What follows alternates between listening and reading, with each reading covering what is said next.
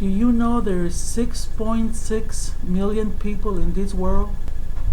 6.6 billion people, and you are one of them. I want to thank everyone this evening for coming and giving me some of your time. And I will tell you, and I hope that you will not be disappointed. My name is Macarena Aldana, and I know we're not going to do the dance. We will do that at the end of the speech.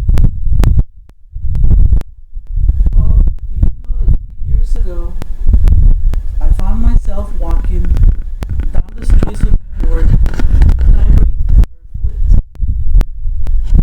Now, why would that be? Well, actually, it happened after attending some major conferences at the UN building in New York City. It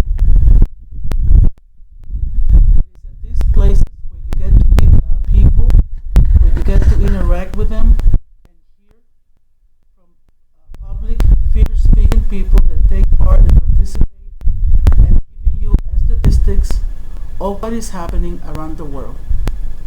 In this occasion, it was Kofi Annan, the former president of the UN. However, as meaningful as this experience was for me, when I found myself walking hungry and barefooted, that did not have much meaning to me anymore. And I will tell you the end of the story in a few more minutes. Through some of these conferences, through some of these meetings, through some of the information of these people, and also in doing research, and most important of all, having lived in India for 7 years, having been in touch with different people or different cultures, I think it has made me aware and given me some insight and some good information on some issues like poverty. Now, what is poverty? Well, you can find many definitions. You may have your own, I may have my own, but I'm going to give some of what I research and what I think it goes well with what is going on around the world. Of the 6.6 billion people that we have, there is estimated that 983 millions of people still go hungry. Poverty can also be said that it is when people have no means or have very little money or have no material possessions whatsoever. It could also be the deprivation or the denial of things like money, like shelter, like drinking water. And furthermore, it can be the denial of an education that will help people to live a successful and respectful life in society. Now we have 1.1 billion people in the world that still have no adequate drinking water.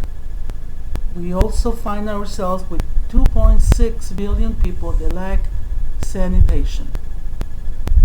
And I can also vouch for that since I live in a country where I see this in a daily basis. We have millions of women carrying water by bucket every day. Do you know that in the past 4 years, what is spent annually in nuclear weapons, it could have been used for every child from the ages of 1 to 5 to go through school. But this did not happen as well.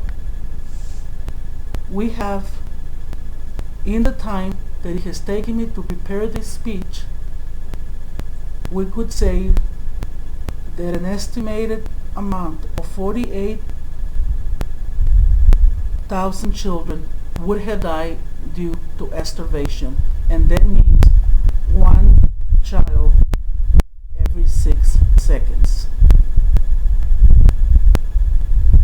Now, I told you a story of me walking barefooted New York and hungry. The reason was that my shoes were too tight and I didn't want to pay a taxi to take me 3 blocks down the street and charge me $40. I was hungry because I could not decide which restaurant to eat. I had many choices. But there's other people that do not have those choices. Now, when you hear information like this, I would think that it helps us to make ourselves aware and to consider what is it that we want to do or what is it that needs to be done or to be active. Someone said once that they never died of starvation and they never ate chicken unless they were sick or the chicken was sick. Now, make a difference, get involved, adopt a people group, adopt a country, or adopt a cause. There's plentiful to do around us. Now I will give you a secret about each one of you. All of us have knowledge. All of us have talents that we've been